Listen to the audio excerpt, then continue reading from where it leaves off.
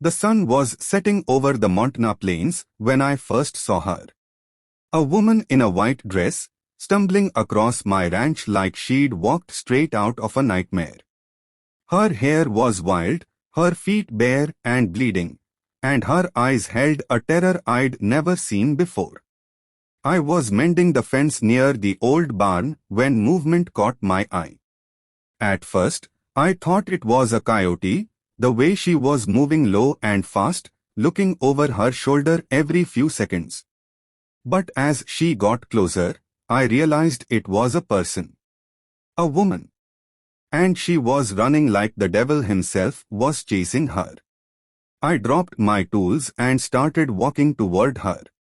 She didn't see me at first, too focused on whatever she was running from. When she finally spotted me, she let out a scream that made my blood run cold. She tried to change direction, but her legs gave out, and she collapsed right there in the dirt. I ran to her, my heart pounding. As I got closer, I could see she was young, maybe mid-20s, with scratches all over her arms and legs. Her white dress was torn and dirty, like she'd been dragging herself through brambles for miles. When I knelt down beside her, she scrambled backward, her eyes wide with panic. I held up my hands, trying to show her I meant no harm. I told her my name was Jake, that this was my ranch, and that she was safe now. But she just kept staring at me, her chest heaving, like she couldn't decide whether to trust me or keep running. That's when I noticed the marks on her wrists. Deep red grooves, like she'd been tied up with rope. My stomach turned. Whatever had happened to this woman, it was bad. Real bad. I asked her if she needed help, if someone had hurt her. She opened her mouth to speak, but no words came out. Just a strangled sob that broke my heart. I slowly reached out my hand, and after what felt like forever, she took it. Her fingers were ice cold, trembling like leaves in a storm. I helped her to her feet, and she immediately collapsed against me. She was exhausted, probably hadn't eaten or slept in days. I wrapped my jacket around her shoulders and started leading her toward the house. Every few steps, she'd look back over her shoulder, like she expected someone to come charging out of the trees.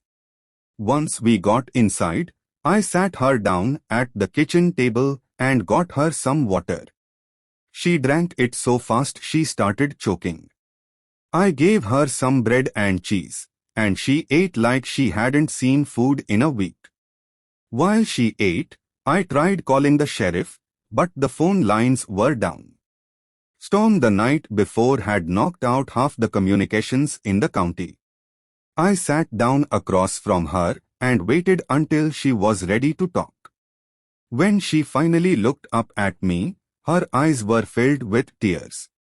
She told me her name was Sarah, and that she'd been driving through Montana 3 days ago when her car broke down on a remote highway. A truck had stopped to help her. Two men inside.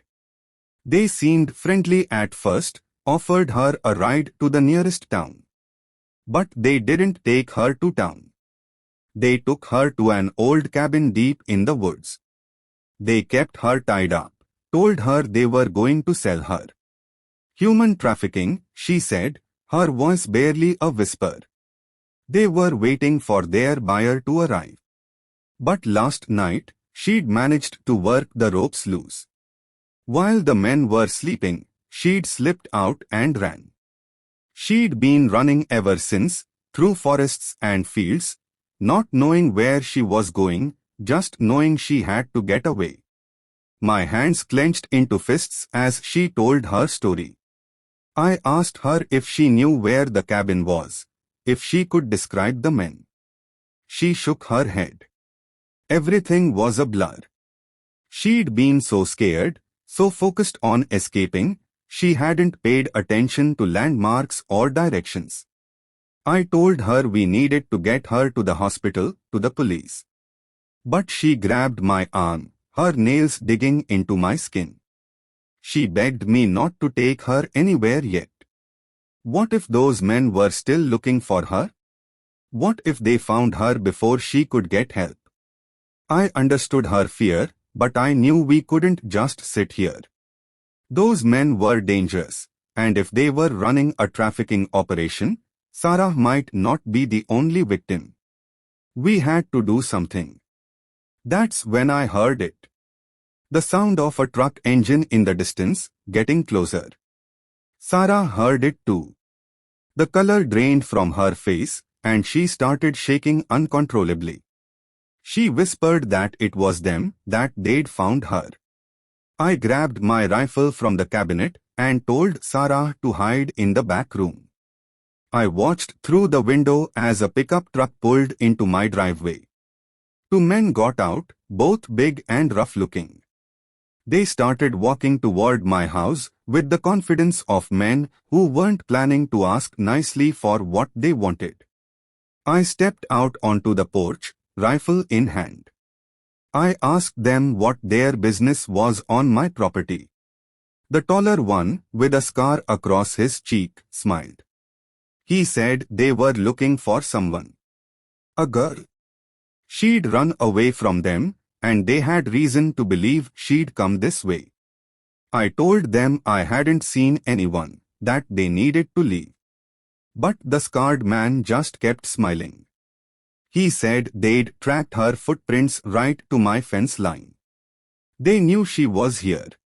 And they were going to take her back, whether I liked it or not. I raised my rifle and told them this was their last chance to get off my property. The smile finally faded from the scarred man's face. He looked at his partner, then back at me. He said I was making a big mistake, that I didn't know who I was dealing with. But I stood my ground. I'd been raised on this ranch, had dealt with rustlers and predators my whole life. These men might have been dangerous, but they were on my land now.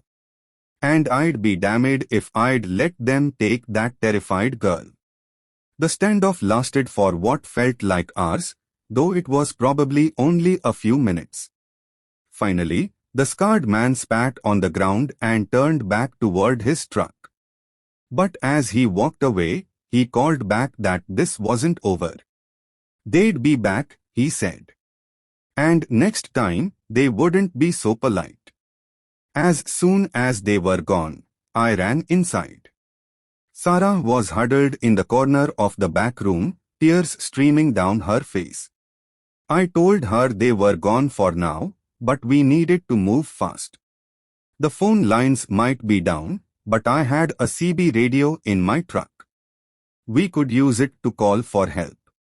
I helped Sarah into my truck, and we started driving toward town. But we hadn't gone more than a mile when I saw headlights behind us. The pickup truck was following us, and it was gaining fast. I pushed the accelerator to the floor, my old truck rattling as we flew down the dirt road. Sarah was crying, begging me to go faster. But my truck was no match for theirs. They were right on our bumper now, close enough that I could see the scarred man's face in my rearview mirror. That's when I made a decision. Up ahead was a turnoff that led to an old logging road. It was rough and narrow, barely wide enough for one vehicle. But I knew these roads, had driven them my whole life. Those men didn't. I yanked the wheel hard to the right, and my truck skidded onto the logging road. Behind us, the pickup truck tried to follow, but they were going too fast. They lost control, and I watched in my mirror as their truck slid off the road and into a ditch. I didn't stop to see if they were okay. I just kept driving until we reached the main highway. From there, it was a straight shot to the sheriff's office. When we finally pulled up to the station, Sarah broke down completely. Sheriff Martinez came out, took one look at her and immediately called for backup.